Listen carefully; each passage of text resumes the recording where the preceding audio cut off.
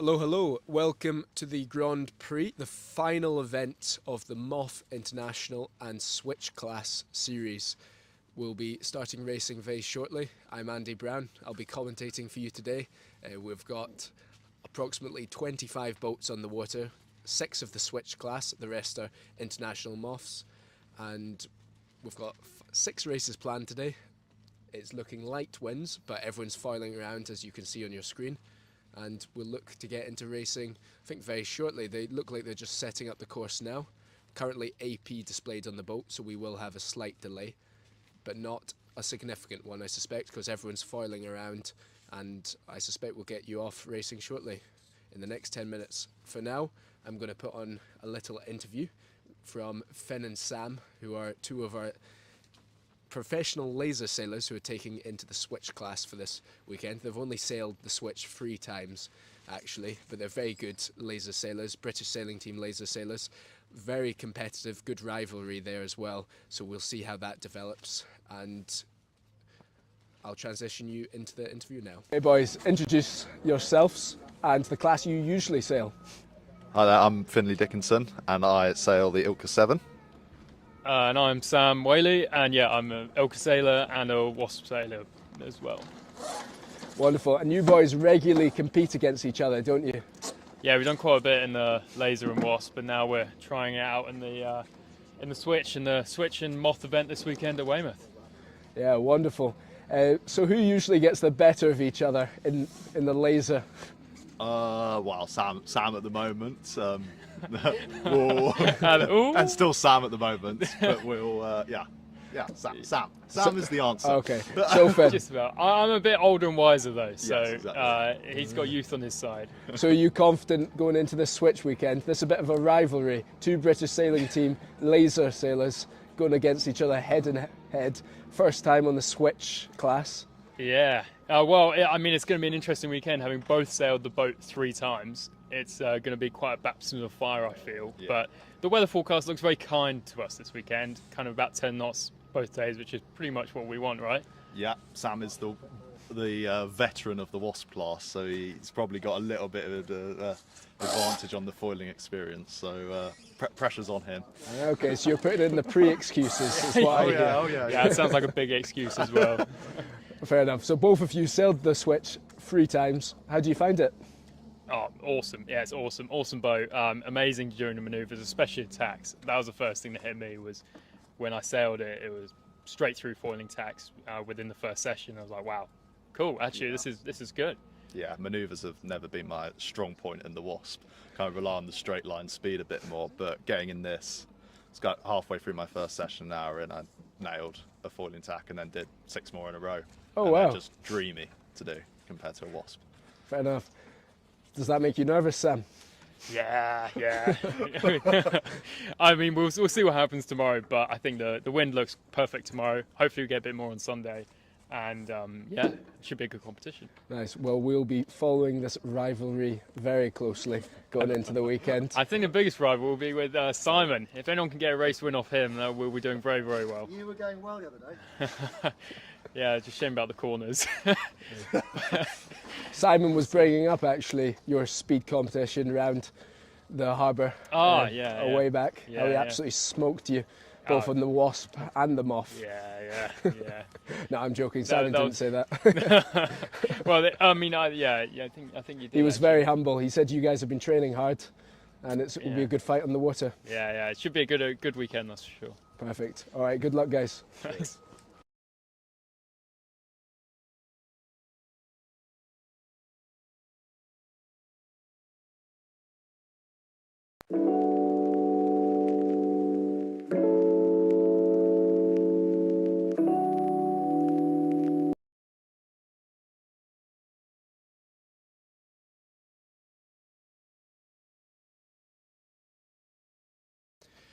Okay, guys, as you can see, the last of the Moths have launched and we'll be switching to the course view. Sam Whaley and Finn Dickinson are just 2 of the sailors we have racing here, and 2 very competitive Switch classes, but against them we'll have the double Olympic medalist Simon Hiscox, who will be probably the one to beat in the switch class. He's heavily involved in the switch class and has got a decent amount more experience. As I said, Sam Whaley and Finn Dickinson have only sailed the switch class twice, compared to Simon sailed significantly more. But also in the switch class, we have Zach Blomley, who's a very good sailor as well, 69F sailor. We'll see how he converts to the switch. This is his first time on the switch, but he has, as I said, sailed a free-man boat before, free-man foiling dinghy. We've also got Finlay Dixon, who's, as I said, is the laser sailor, and Alicia O'Leary from Ireland, who very keen Wasp sailor, finished third at the recent Wasp Nationals, so very competitive sailor. And Mike Lennon, legend of this sport. He's one to watch and a very, very experienced sailor in his own right. Multiple Olympic campaigns, numerous classes sailed at very high levels. So we've got a pretty high level switch fleet, and it's going to be really interesting to see where the results fall in that. Obviously, they're racing it with the International Moth fleet as well. We'll be starting all together, International Moth fleet and switch fleet. And the Moths are likely to be slightly faster. We'll see how that goes, but it should be good racing between them. They're fairly similar boats in many aspects, the switch being the one design version of the Moth. And in the Moth fleet, we have a very competitive fleet.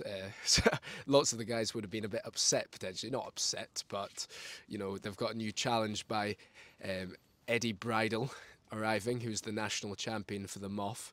Very, very good sailor. Actually, French national champion. Internationally competes in the Moth, often in the top 5, and a very, very competitive sailor. Following up, one of the favourites as well as Eddie, I would say, is Alex Adams, who was 5th at the recent Nationals.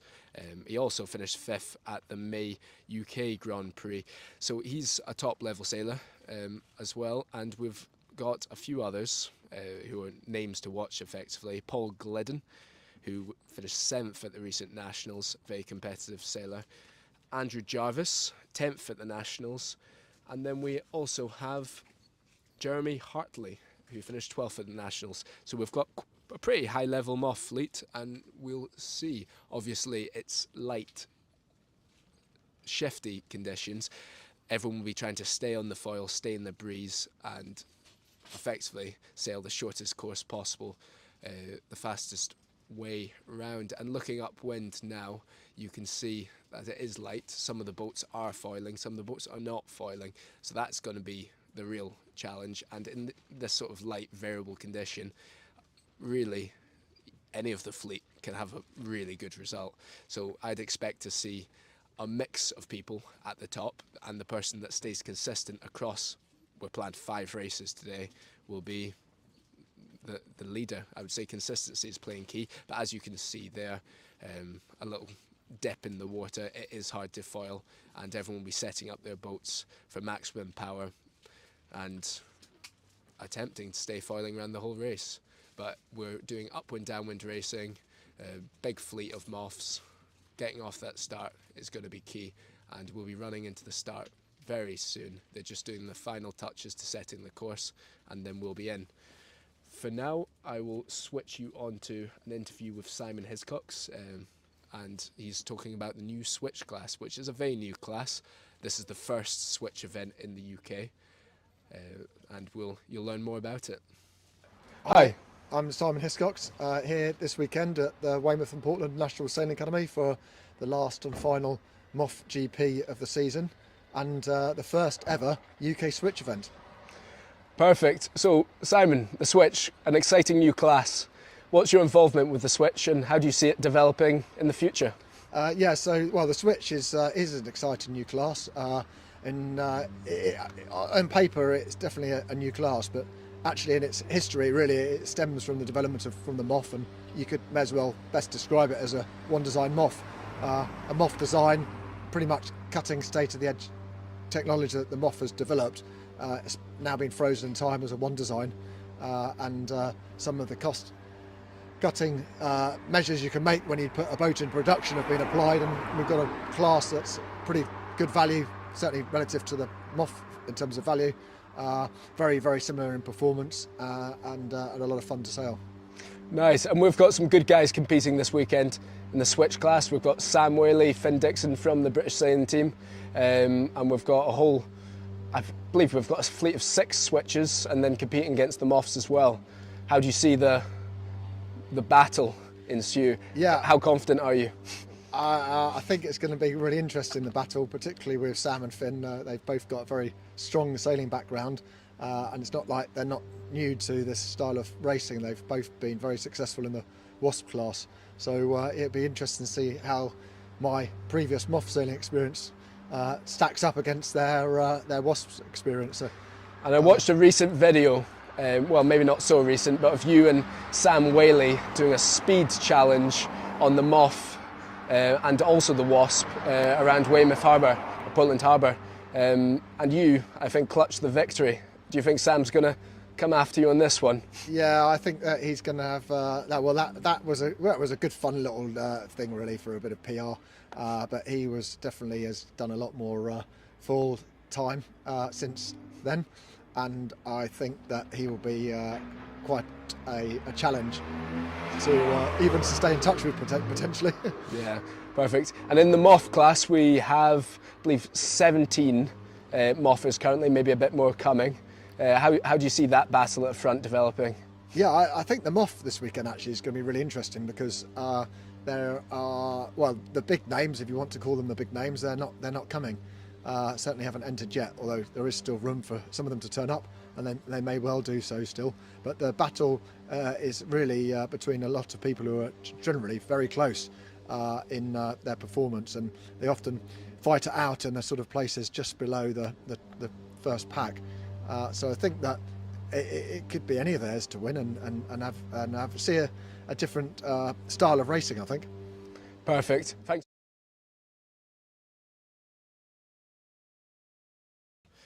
Okay, we've just got the view of the switch live. We've switched to the live feed now, and we will be starting racing very shortly.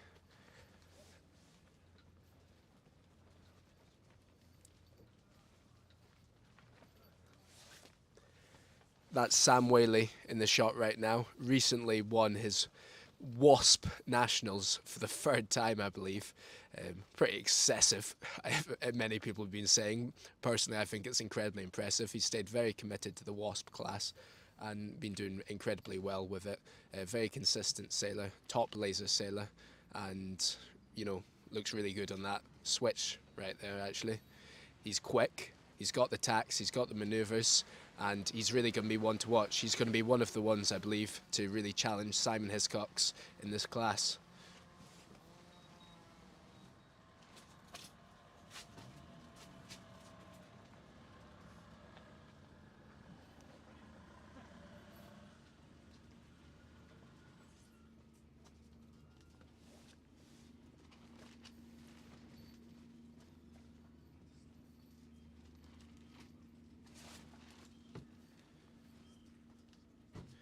It's going to be a 3-minute countdown when we start, and we're going to do an L course, which is very simple, just a simple windward-leeward course. There's going to be effectively 2 starts, but we're just going to be focusing on the first start, which is the main bulk of the fleet. There's also a second fleet, which is called the Blue Fleet, and the Blue Fleet is for slightly older or less, or sometimes homemade Moths, actually. Some of the guys are designing and building some of these Moths themselves. So we've got effectively a slow fleet, let's call it, and we've got a fast fleet. The slow fleet, not so many guys at the moment, but it's building, and effectively that's meant to offer a more entry level and a cheaper Moth fleet, and that's going to be far more accessible and effectively slightly closer to one design, because the new Moths and the more expensive Moths do have a distinct performance advantage to the older Moths such as the Mach 2s. So we've got 2 fleets, but we will be focusing on the faster fleet because that's the far larger fleet in this. But it's good to know that you can get set up in Moth racing for around 4k, and which effectively is one of the cheapest entries into foiling sailing, which I wouldn't have expected from the Moth. I've only learnt recently, so that's very cool and a new addition to this circuit. and will be applied next year as well. I'm sure that's growing. But we'll, as I said, be focusing more on the yellow fleet, which is a 3-minute countdown, windward leeward, slightly longer course as well, and they're running a Grand Prix style finish. So that basically means the first to finish goes through, and then everyone else has 15 minutes to finish the race. If they don't manage to finish the race within that time limit, then they still get a counting result, as the results are also taken when they went through the first leeward mark, which is very nice. It's always a bit harsh when people get timed out, especially in this light airs where people can drop off the foil if they mess up a tack or a jibe or crash. And then if they do drop off the foil, at least if they make it around that leeward mark before someone else does 2 full laps, then they will get a result. As we can see on that boat there, it's still AP flying. I believe that will be because it's quite light and some of the boats aren't foiling, but I am optimistic we're going to get into racing very shortly, and for the time being I will put on an interview with Dan, who is a Moth regular, competed at the Nationals, and he's a very interesting guy, naval architect, and he actually makes his own foils and own boats. 4 minutes from the start. Wow, okay. As we can see on the screen, orange flag is up. We're 4 minutes from the start. We'll expect the class flag to come up shortly.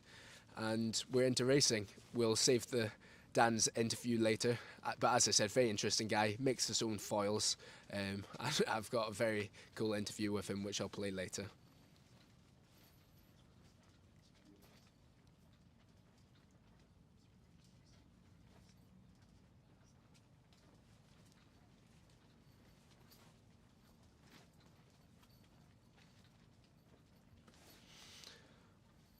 It's light, but it's foiling, and most of the guys are foiling.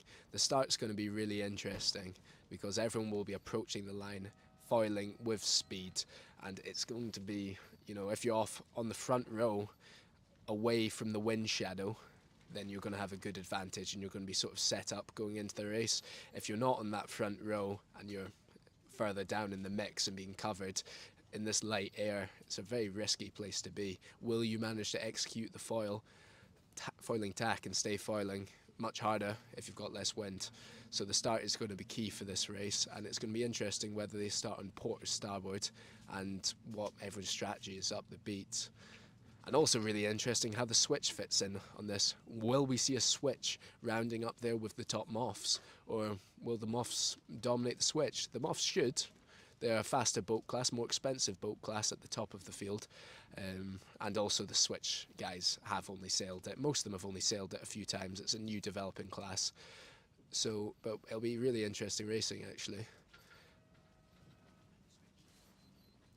Okay, guys, very shortly we will be starting. That was the 2 minutes just gone.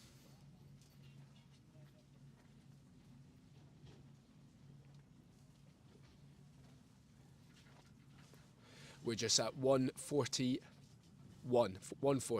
on the screen right now, and we'll be doing a 2-lap windward leeward, very simple course. They'll be finishing between the right gate and the committee boat.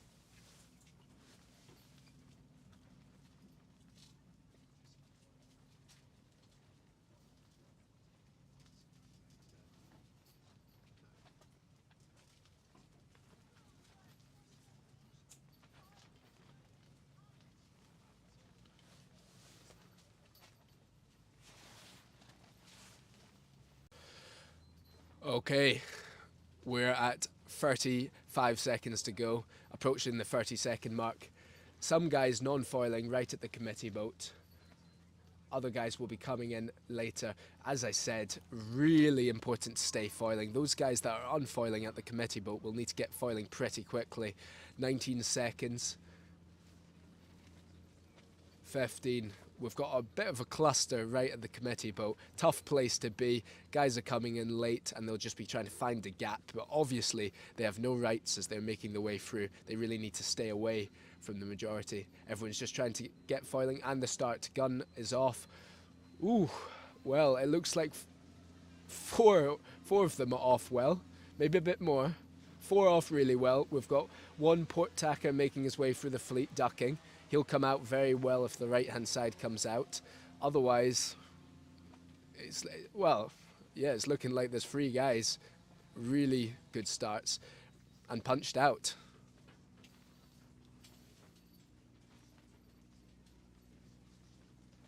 Heading off to this left. It's going to be interesting. The majority of the guys are heading off to the left-hand side. Only one chose to start on port and go to the right.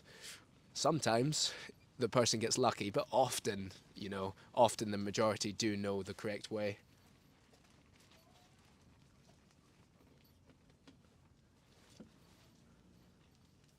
That's a view of our leaders heading off to the left now.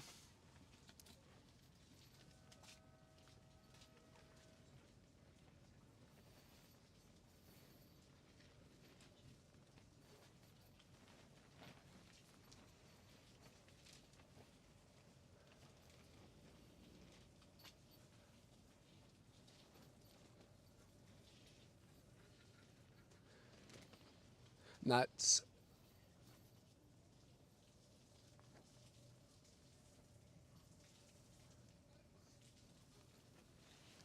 4-6-3-7, Paul Glidden in the lead. And Paul Glidden's tacked onto port and heading up to the mark. He looks in a great spot. I think that's Paul Glidden very clearly in the lead. We did have a boat going off to the right-hand side of the course. And maybe they'll cross. But it's only one single boat. So Paul Glidden does look like he's in second at the moment. Everyone is foiling now and following up behind. So Paul will really be focusing on staying foiling and, effectively staying between the majority of the fleet and the upwind mark. He'll wanting to be effectively cementing his lead, staying conservative and hoping to stay in the lead. You don't need to win by a mile. You can only win by a metre and it's the same result. So he'll be minimising risk and effectively covering his nearest competitor, which is the competitor directly below him, and he's looking like he's doing a great job of that currently.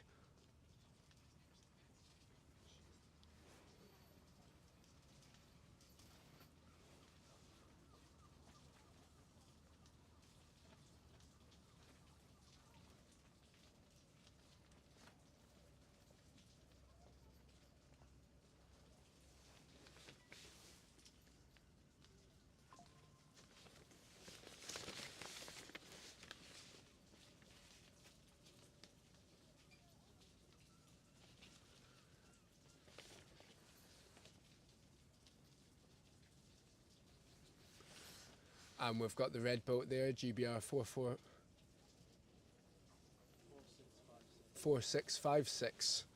GBR 4656 is not so far behind actually. But as I said, you can see Paul Glidden just on that right hand side of the screen, and he is distinctly ahead.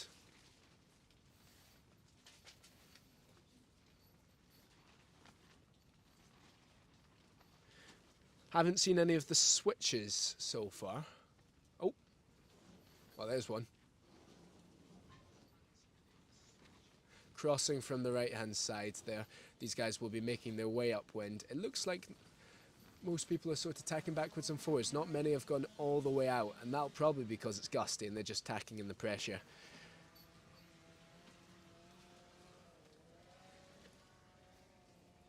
That's 4944.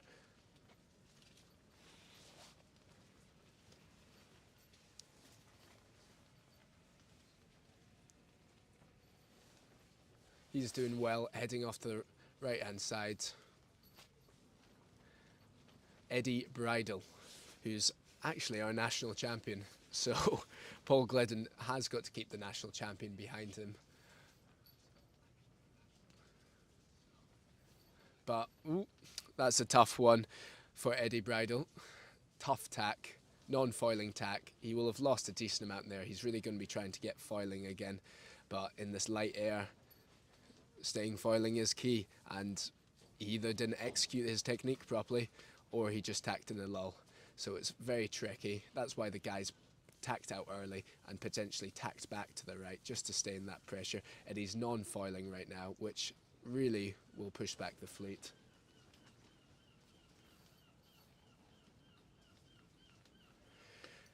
This is the overview right now of the racing. As we can see, some are foiling, some are not. And it's going to be really going to be a battle of staying foiling. And if you're foiling, you can overtake everyone that's not very, very quickly. We've got about a 50-50 foiling currently.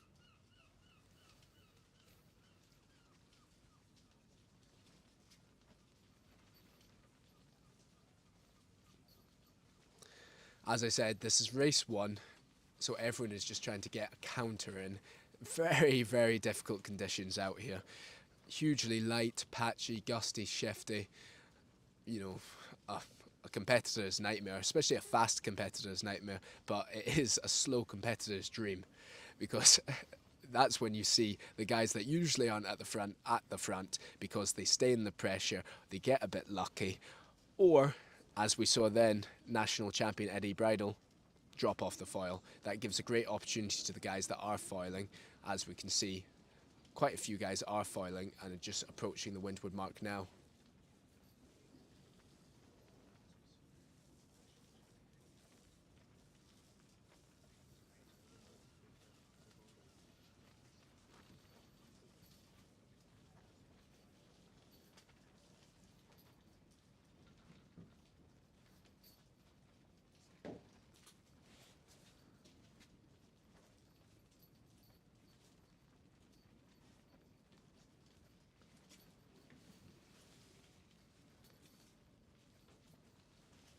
GBR 4906 on the screen now. That's Alex Adams, 5th at the recent Nationals. He's foiling, so he's approaching the mark on port, and he's foiling, which, you know, that often means in conditions like this, he's not going to be in a bad place in 5 minutes. Right now, he is slightly further to the back, but we can see he's extending well, and actually, it looks like he's potentially going to cross those guys to the right, as they're quite a few aren't foiling, and he may tack and lead.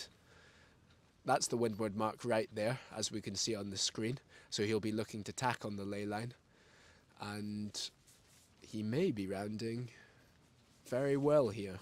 We'll keep on Alex Adams for now, and we'll see where he rounds the top mark. So 2-lapper. As we can see, he's tight crosses with the guys to the right, but they're not foiling. So if Alex Adams successfully tacks, successfully stays on the foil, then he's going to overtake these guys even though they cross him, and extend potentially significantly. So we'll see if Alex Adams really stays on the foil when he tacks onto the ley line here. He'll probably look to overlay just a safe conservative ley line, because you don't want to risk dropping off the foil. You prefer to stay on a reach where you're more powerful. It's easier to foil, and you know, if he foils, he's going to extend. Many people are not foiling on this course right now, but we work off time limits, and if people are, Alex Adams just smashed the tack, great tack, stayed foiling, and we're just going to see him probably cruise over these guys that didn't foil. As you can see, it looks like he's got that ley line spot on, and it looks like Alex Adams will round the first mark in first. He is 5th at the Nationals, one of the favourites here. He was also 5th at the May UK Grand Prix. He likes 5th. Maybe he's going to move up and get a first or a podium at this event. But we do have a Moth in front on a very tight angle, non-foiling, but won't be far behind. And it is easier to get foiling when you're on a downwind and reaching angle. So as long as the other boats don't round too far behind, they may be able to catch up.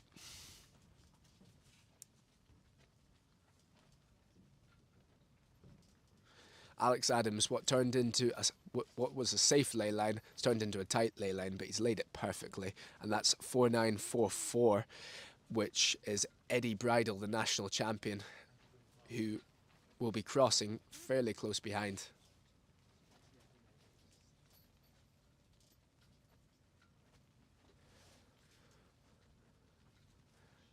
Wow. That's tough. That is really tough. What I said was a conservative ley line turned out to be a tight ley line and turned out to be an underlay. So that's what I said earlier. In this light breeze, you really want to make it safe and then give it another 30 seconds of safety, because if Alex Adams had laid that mark perfectly and had just gone 20 metres further before he tacked, he'd be foiling fully downwind, extending a huge lead, and it would have been very hard for Eddie Bridle to catch up and overtake.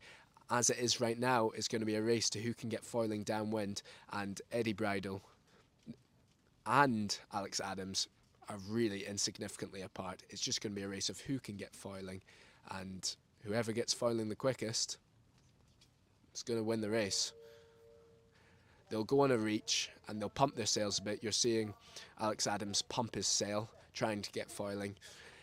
Eddie Bridle's taking a more relaxed approach and waiting for the wind to come to him. Eddie Bridle seems to be sailing a bit more sort of conservatively. He's like, I don't think I'm going to foil in this light airs, and I'm going to head straight to the mark and hope more wind comes in the future and very shortly. Alex Adams was pumping the sail like, I can get foiling, which he turns out he cannot. So actually Eddie is now probably technically in the lead. If this was a laser race, it would be quite normal the speeds they're going, but this is not, and they're going very slowly for a foiling class. Not many people are foiling, and we do have time limits in this race, and we'll see what happens. The guys will need to get foiling quite quickly, otherwise they may shorten the race.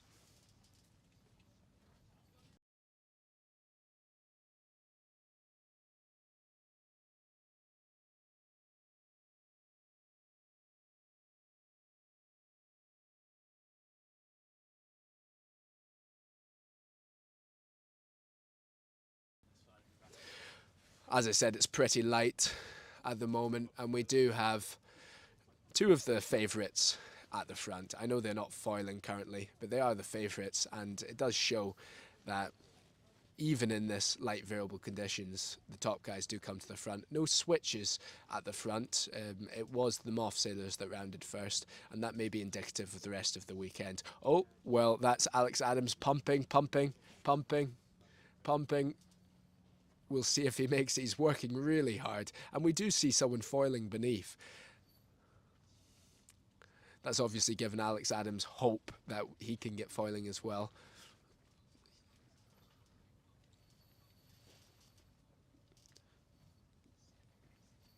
Alex Adams and his nice purple wasp, very visible. But this is the foiling boat right now.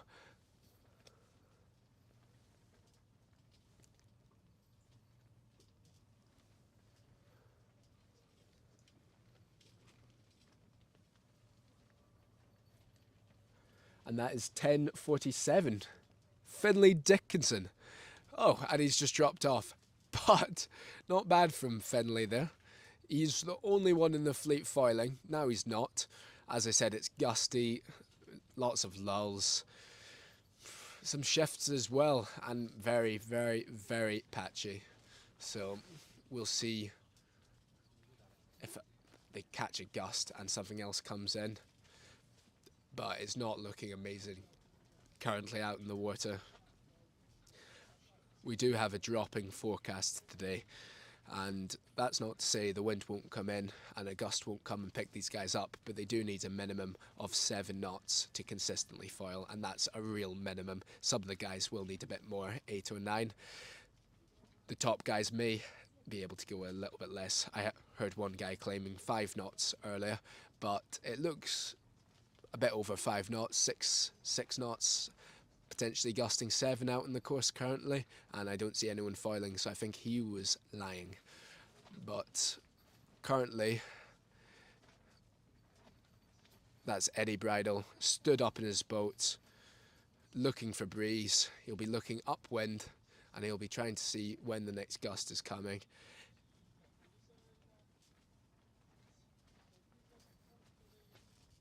but it'll be a bit frustrated on the water. It's always very frustrating conditions when it's this light and it's a foiling class.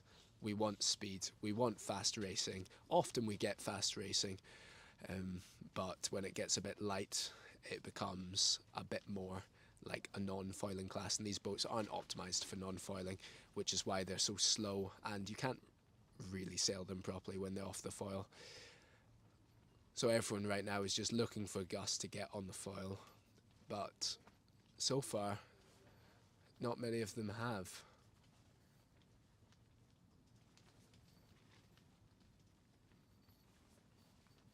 We've got one foiling boat now, but it's quite a nice thing for the guys up behind. Imagine you got a bad start and you're like, oh, this race is done, and then everyone drops off the foil in front of you. You've got a real opportunity. If you catch a gust from behind, all the leaders will be further downwind, and if you're upwind near the back, you'll get that wind first. And if you get that wind first, you can foil, and you can overtake everyone and take that gust down.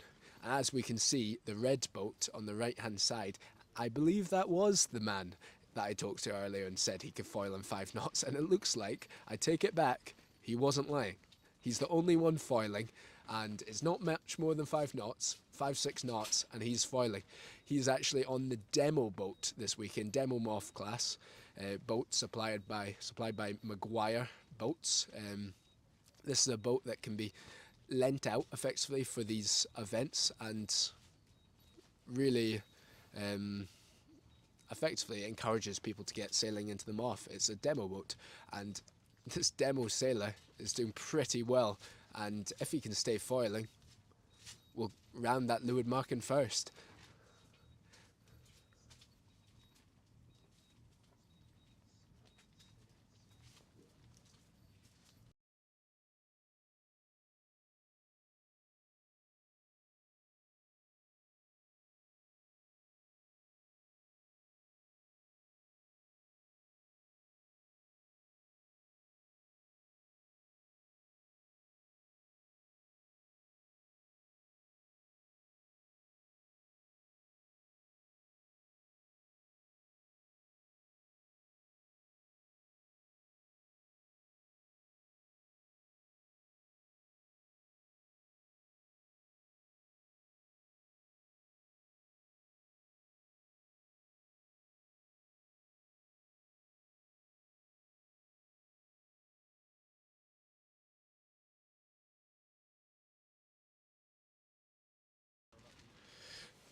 Just having some slight connection issue on the water currently, but we'll regain connection very shortly.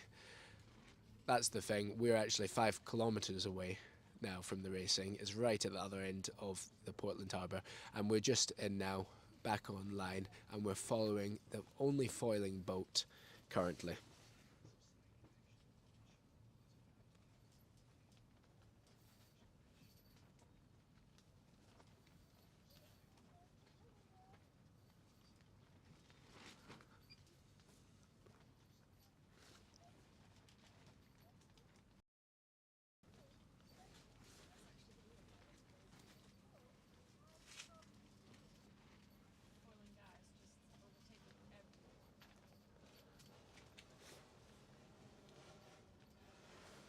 I'm pretty impressed with this guy right here, doing really well to stay foiling.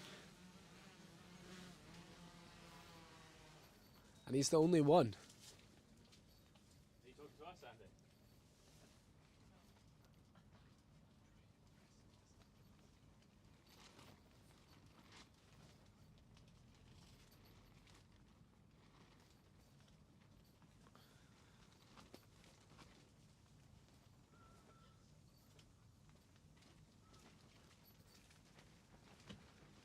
Absolutely storming ahead, and this was the man that said he could foil in 5 knots, and he's shown he really can.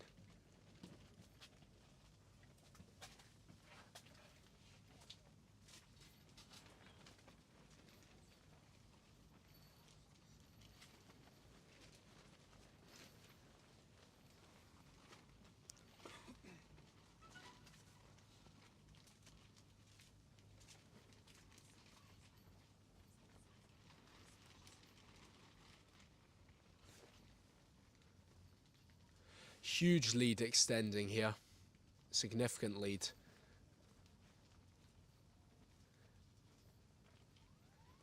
Really impressive sailing. You do get these guys that are light wind specialists, and everyone has a favourite condition, and this man's condition is obviously light winds, and the other guys really struggling here, and effectively, if he's the only one that rounds the leeward mark and goes back upwind and could finish the race, he's the only one that's going to get a result. Everyone needs to go around the leeward mark to get a result here. And if you do go around the leeward mark, you get a result because it's Grand Prix style finishing. But he's extending hugely. He is hugely in the lead, hundreds and hundreds of meters, and none of the others are foiling. So when one person's moving at 20 knots plus and the other's not, it's significant.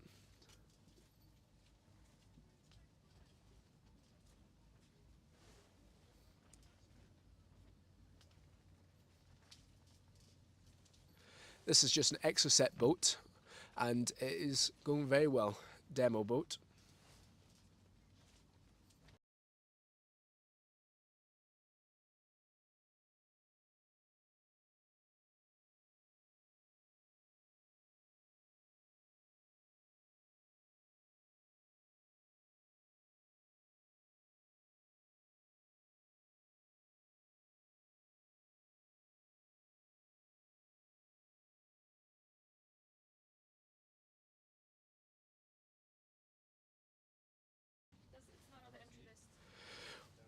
We were just looking at who this man is. We can't find him on the entry list. I think he entered late. We'll find out an update very shortly who this man in front is, but he's doing incredibly well currently.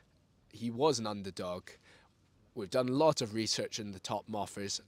This guy's on a demo boat. It's his first Moth event. He's borrowed his boat, sponsored by Maguire Boats, and he's leading the race.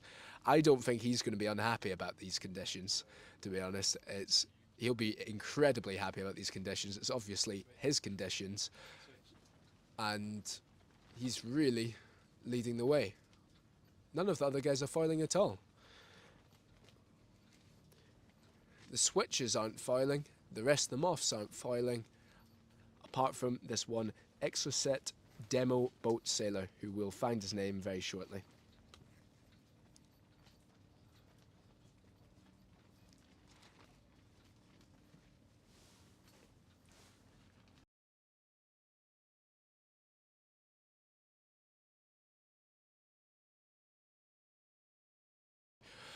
Okay, he's just approaching the leeward mark now. He looks like he's laid it absolutely perfectly and going off to the right.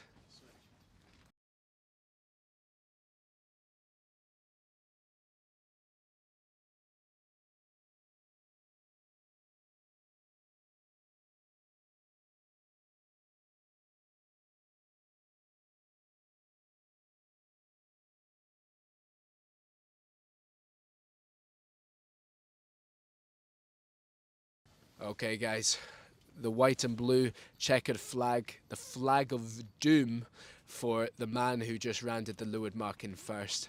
Really sad for him. Incredible first race in this class, but the racing has been abandoned, and that is the fair decision. We've just had news. It's Duncan Gregor who won that abandoned race, so he gets the prize for the leader of the first, albeit abandoned race, but a good confidence booster going into the future races of this weekend. He's a light wind specialist, and he's been doing incredibly well.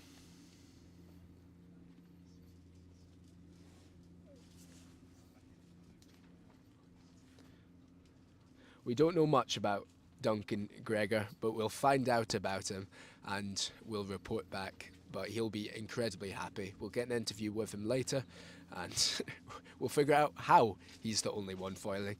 Is it technique? Is it settings? I know that Exocet is a good boat for the light winds, and he's got a powerful boat, an older boat, a cheaper boat, but obviously really, really competitive in the light winds.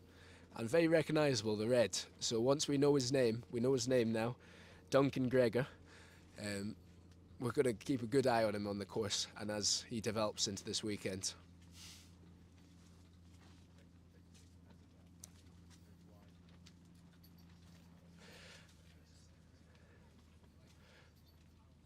For now, guys, I'm going to switch you into an interview I mentioned earlier with Dan. He's a Moth sailor. We didn't see him in that race, but we didn't see a lot of people in that race due to it being so light. And Dan creates his own foils. He's a naval architect. He builds his own foils. He's very technically minded, obviously, and he's just as interested in the design and building of the Moth and the boats as I would say he is in the racing. But it's very cool when you see sort of guys that are building their own Moth and building their own foils, doing it incredibly cheaply, effectively, just material and time cost. And it is a class that you can do that. It's open rules. You need to fit in the hull and you need to fit within a certain wingspan and lengths. But other than that, it's free design reign. So you will have guys on different styles of foils and different foils. And Dan is one of those that, well, he's made his own, and you can hear from Dan now. Hey, introduce yourself and the class you're sailing this weekend. Hello, I'm Dan Holman. I'm sailing the Moth. Wonderful, wonderful. And this is your Moth right here. Guilty, yeah, that is my Moth upside down and various sort of bits hanging off it. So pretty standard. You were telling me earlier about you building your own foils and various other parts. Yeah, so I've done a bit of composites work. I've built some boats in the past. I'm a naval architect, so I kind of sometimes think about stuff. How hard can it be? So my natural curiosity gets the better of me, and I end up spending God knows how many months of nights in the shed trying to make stuff, and then inevitably breaking it, fixing it, and maybe sometimes coming up with something that works. What iteration of your foil journey is this? So I've built 2 horizontals. I've only used one of them so far, this one, and that was fine. I've built the one vertical, and that the bit that joined into the foil kind of broke out of that on second sail, but I've done something different now, so I'm quietly confident that we'll be okay. I've had one sail with it where it's okay, so let's just try to build a bit of confidence now, really. Nice. And the Moth class, it's an open class, open design. Yeah. What kind of regulations and rules do you need to stay within for the foil building? Foil building, I think from memory, basically you've got to be able to fit the foil in the boat and it stay there. That's not a rule really, is it? It's just fundamental fact. But I think really there's no rules for foils apart from perhaps how many you can measure in an event or something like that. But it's so far beyond my kind of current situation that I don't really worry about it. I'm sort of worrying about getting stuff and making it work. Sure, so you're more focused now on functionality. Yeah, exactly. Slightly over performance. Yeah, and seeing if I've wasted my time basically is where I'm at. Fair enough. And did you compete at the recent nationals? I did, yeah. I did 5 of the 8 races before throwing my toys out of the pram and driving home. Fair enough. Was that kit issues, racing issues? Generally just racing and me issues, basically. Oh, fair enough. So what are you looking to do at this event? I'm looking to go out and have a nice sail. I'm looking to have a nice night's sleep tonight, a couple of beers with some mates, get up, not too stressed out, go and have a nice sail, find out that I haven't wasted my time, ideally not break anything catastrophically, maybe even knock in some results, who knows. Nice. Well, we'll be watching. One last thing. There's a couple of guys missing at this event, a couple of top mothers from the nationals and such, but it does mean it looks like it's going to be a pretty good fight for the win, and everyone may be quite close together. What's your prediction? Bloke over there, I reckon he's the dark horse. He's trying to pretend he's not listening and stuff, but look at him, he's grinning. So he's probably the dark horse. I think Alex Adams probably would be, running on form book would be another one to watch. But yeah, let's just see. I mean, if it's like this, it's a bit patchy and holey. It starts to get interesting because it's more about who can stay on the foils and land the tacks, and that's when even when the really good guys are here, sometimes can mix things up a little bit and make it a bit more interesting and give idiots like me a chance to kind of mix it up a bit. Well, we'll be watching you. Cheers, all the best. All right, thank you very much. So we just heard from Dan there. Racing is still under postponement. Everyone will be trying to make their way back to the start boat, but there's not much wind out there. We're going to put ourselves under a bit of a weight, I suspect, but we will get back to you shortly with some more interviews and some more information. For those that have just tuned in, the race was abandoned after Duncan Gregor rounded the leeward mark in first, the only one foiling. He wasn't ahead at the start, he wasn't ahead midway up the first beat, but he did catch up. As soon as he got onto the downwind, he was the only one that was foiling. The Exocets, according to Callum Wiper, on the comments, we read the live chat, so if anyone has any questions or wants any more information, please comment on the live chat. The Exocets are really nice in the light winds, and they run the 2018 small sails. It's impeccable. So he really likes that boat combination, suggesting that potentially it's not Duncan Gregor's skill. I think it's a mix of both. Definitely the boat helps getting up in the light wind foiling, but I'm sure he's a very good light wind foiler, and there's a lot of technique in this sort of stuff as well. So he has a powerful setup, good for the light winds, and looking at the forecast for today, once we get up and racing again, that's going to be a huge advantage. So he will be, fingers crossed, waiting, hoping a little bit more wind comes in, just enough for everyone else to get up foiling most of the time, because we don't need everyone to foil for there to be wind. We need the majority to foil. Not even the majority, a small minority can foil and will be racing. You know, it's about skill, it's about tactics, it's about strategy, but also we do need the minimum required wind to at least get 3 or 4 of them up on the foil.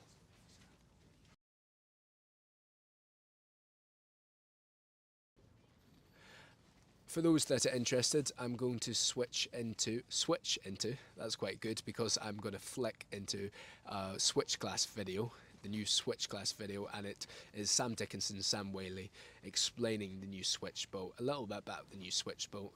The switch is a one design Moth class. It's not a Moth class, to be clear, it's a new class emerging on the scene. There's 50 boats worldwide currently, the first event in the UK running the switch. But the easiest way of explaining it is it's a one design Moth. And we'll switch into a video now of them explaining it, a little bit about the details. But guys, I'm going to keep you updated for when the racing does start, and we'll watch a bit of interviews, discuss some previous results in the meantime, and fingers crossed, we'll get into racing very soon. Okay. Oh, God, be serious. All right, get cracking. Hi there, I'm Finn, and this is my brand new Switch. This is a new class, it's one design, fully carbon, rig's carbon, we've got carbon hull, got carbon foils. So this boat, it lifts out the water and flies above it, which means that it's very fast. It can achieve speeds of up to 30 knots. And you start foiling in as little as 6 to 7 knots of wind. So pretty groundbreaking. So yeah, we thought we'd just have a quick run through the boat and sort of show everyone more bits of key areas of the boat. Yeah, you go ahead. Yeah. So rig-wise, we've got a fully stayed rig around here. Rig controls are still quite simple. We've only got kicker, which is very high purchase. We've got, I think it's 72-to-1 kicker. So for those windy days, you can crank on a lot, flatten off the sail. Sail's 8.5 square meters, so sail controls are important for being able to foil in 6 knots of wind or up to 25, 30 knots of wind. We've also got downhaul, which I think is 32-to-1 as well. So again, lots of purchases, nice and easy to pull on. And then the only other adjustable things on the water we've got is obviously rudder rake, which you do by twisting your tiller, and then also ride height, which controls how high you ride above the water. Yeah, and obviously main sheet as well. But otherwise, that's pretty much it. It's rudder's just adjustable like this. You've obviously just got a pretty much basic Moth rig here. And yeah, the foils are pretty advanced. You can have a look. They're pretty well sculptured, shall we say.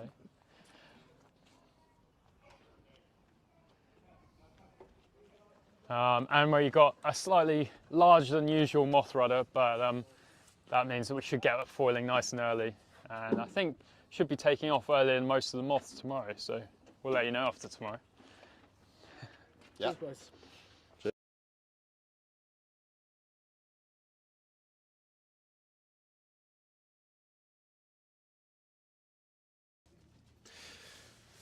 Okay, guys, as you can see, the flags are still flying on the committee boat, and we'll wait and see. They haven't abandoned the racing, so they're still watching the wind, recording the wind. Potentially they'll be considering moving the course if they can move it, shorten it a bit maybe, because of these light airs, shorten it and potentially move it to somewhere where there's a bit more wind. Portland Harbour, I'm looking out now, and there's some breeze coming in. Looks like 6-7 knots, so right on that edge, and currently we are under postponement. I'll get back to you very shortly with any updates from the race committee. We're listening into the radio, but for now I'll be back when we have an update.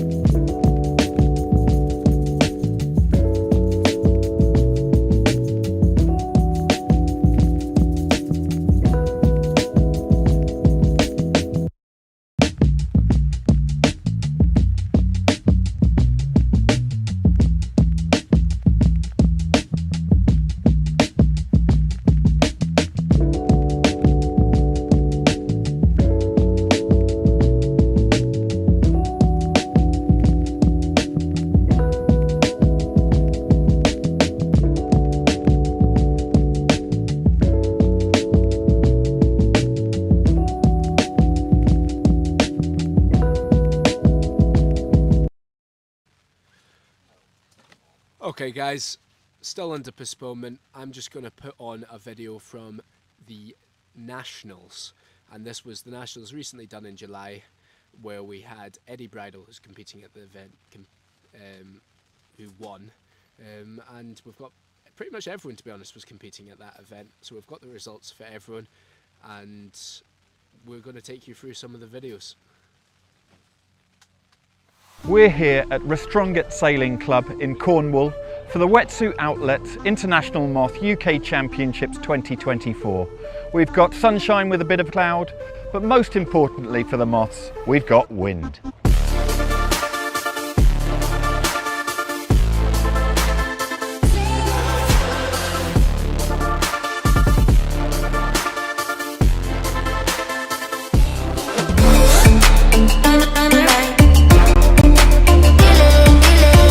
Day 2 of the Wetsuit Outlet International Moth UK Championships, and whereas last year we suffered from a bit of lack of wind, today, middle of July, we've got rain. The plan is for 5 races, and let's hope we can get them in. Yeah, it's a mixed bag like everybody else, ups and downs, and but I've come in happy. I mean, it was a really good day's sailing, that's the main thing, you know. Even that storm that came through at the end there, I thought was great. Spectacular stuff, you know, so can't complain.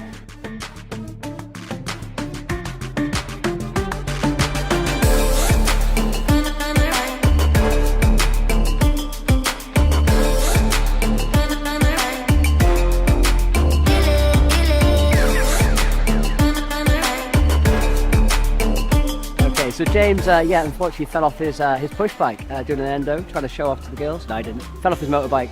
It's like missing my right arm. Yeah.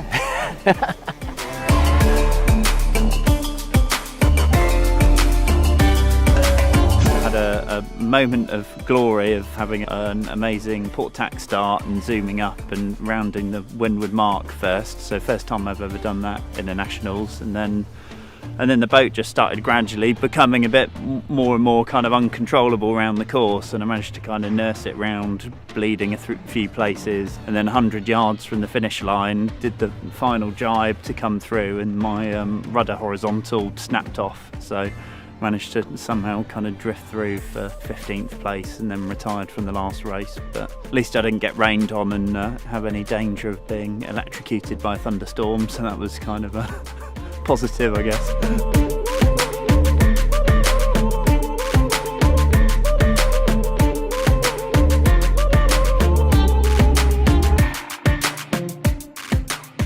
The second day of the Wetsuit Outlet International Moth UK Championships defied expectations to provide glamour conditions for racing. Eddie Bridle continues his charge at the top and is now 6 points clear of Jack Wetherill in second place.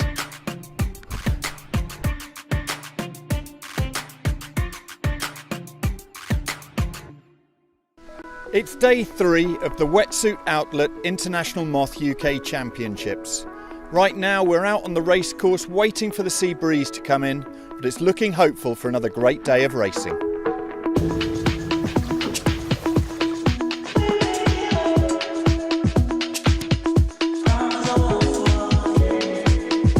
After a long delay ashore, the moths finally got out onto the water today at 2 o'clock and were foiling around happily until the start time, when the wind decided to die again. David Campbell-James and his team tried their hardest to get a race out, but it wasn't meant to be. Fantastic and well-deserved victory to Eddie Bridle.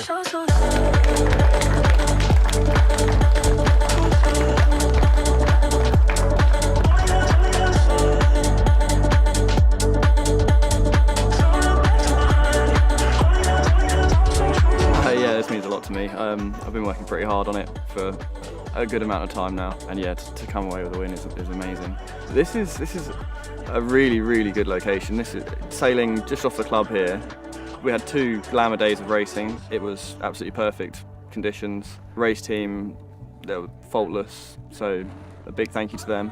I think the Moth class is in a good position to get new people into the fleet, see some new faces. It doesn't have to be an expensive class to be in. It's exciting to see what people do with these cheap boats that they can get.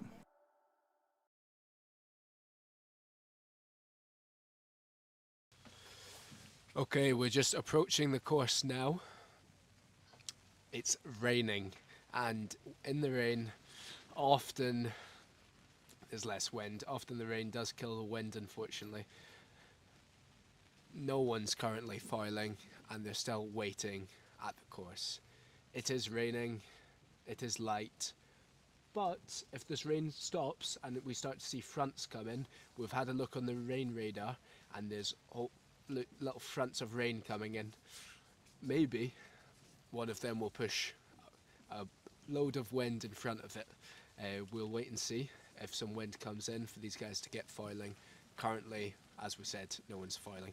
But you guys just recently watched the Nationals video. That was day 1 to 4. They had a 4-day Nationals where we had Eddie Bridle winning the Nationals. We've got him competing, as we said. He absolutely dominated the event. Counted only 12 points on the total of 9 races. Very impressive performance, and he is one to watch. And we even saw in that brief race there that was abandoned, but we saw him rounding the top mark in second. Obviously not foiling, but he did get himself into the position to round second, even though I don't believe he had the best start.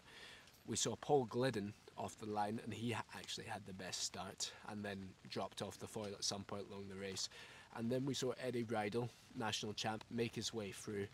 And then we did see also Alex Adams, who was 5th at the recent Nationals, but we are missing a few guys. The key guys we're missing are Jack Wetherill and Simon Hiscox, who has flicked the switch, which slightly less competitive boat compared to these top Moths, as can be seen. But you never know, might see Simon up there on his switch as well. We've also got Andrew Jarvis, who finished 10th at the Nationals here, and he is one to watch. He finished the week on 82 points. Fairly consistent week. We also have Jeremy Hartley, who finished the Nationals in 12th. But obviously at the really top guys, we've got Alex Adams, Eddie Bridle, Paul Glidden, Simon Hiscox on the switch, and then we've got a few other really top switch guys, Sam Whaley. We've also got Mike Lennon on the switch, who I previously said, but he's a legend of the sport, super experienced guy, and very, very impressive. We have got Alicia O'Leary on the switch as well. She is 3rd Wasp National, 3rd at the Wasp Nationals, competitive Wasp sailor and keen sailor, and this is her 3rd time on the switch, so fairly new to the switch. But the Moth and switch, they're both foiling small boats, and I'm sure she'll take to it very quickly. I spoke to her previously before the racing. She was a bit nervous about the tacks and jibes, but I think she was underplaying herself and underselling herself, and I think we'll see when we do get wind, I think we'll see her properly be competing up there with the guys. We've also got Zach Blomley, who I had a chat with earlier. Very keen sailor, internationally competes on the 69F, person foiling craft. Pretty nice boat, a bit different to this. He's new to the switch class as well. I guess everyone is new to the switch class, but he's particularly new, and we'll see how he does. I would say he's an underdog in the switch fleet. Simon is the key person to beat, I would say. Very, very good on the Moth. Finished 4th at the recent Nationals, and the Moth scoring 23 points, only 1 point off the podium and 5 points off second. So very competitive sailor, obviously double Olympic medalist, top sailor, and he will be the one to beat. We'll have a battle with him, Mike Lennon, Alicia O'Leary, Sam Whaley, Zach Blomley and Finlay Dickinson in the switch class. But as I said, no racing at the moment. I'll get back to you with any updates as they come on the radio.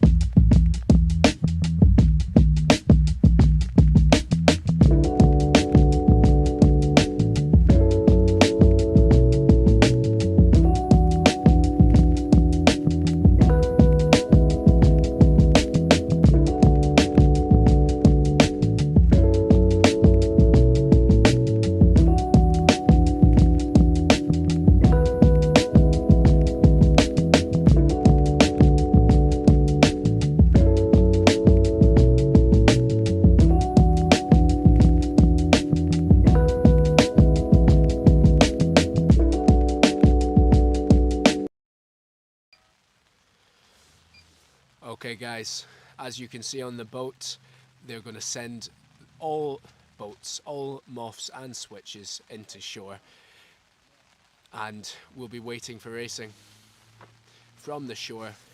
So we're going to pause the stream.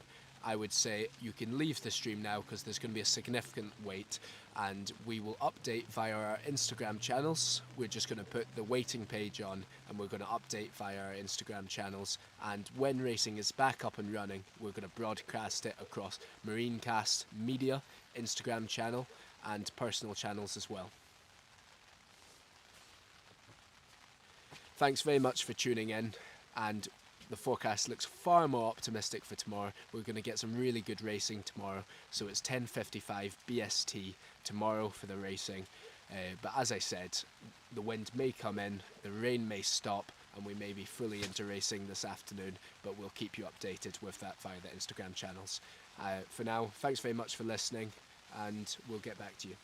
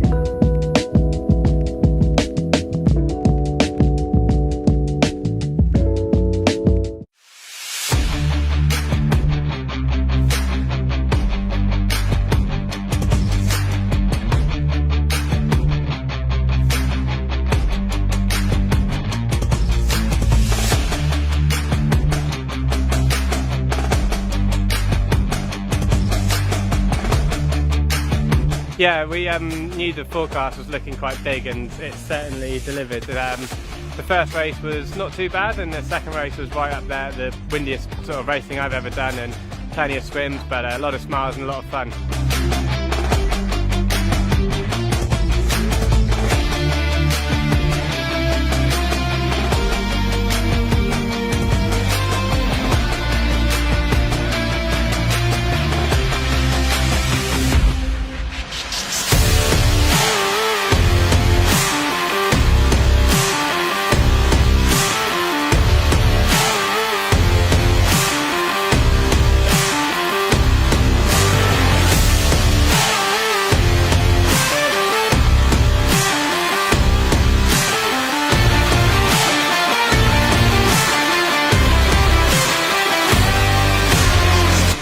That was the most full-on Weymouth's Bend the entire summer, actually. So, and we happened to have our first day of the Moth Nationals, so it was pretty flat at the top. At the bottom was being like in an ocean. So, yeah, two different playgrounds.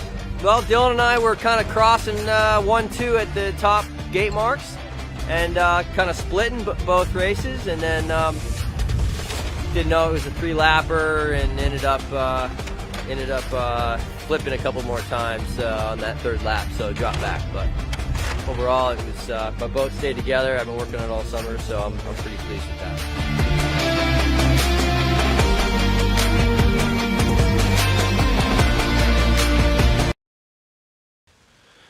Okay guys, unfortunately that's the end of racing for today. AP over A displayed ashore. The next racing will be at 10:55 tomorrow morning. We'll be live streaming again. The forecast looks rainy but windy, so we'll be back with you tomorrow. Thank you very much for tuning in, and we're going to end the live stream now. Thanks very much.